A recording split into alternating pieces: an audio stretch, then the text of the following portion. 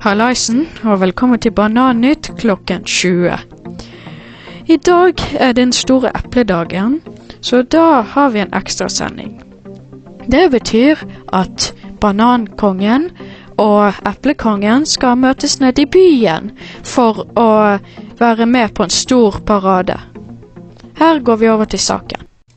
Her kan du se den store paraden for epledagen. Og se alle eplene og bananene er samlet sammen.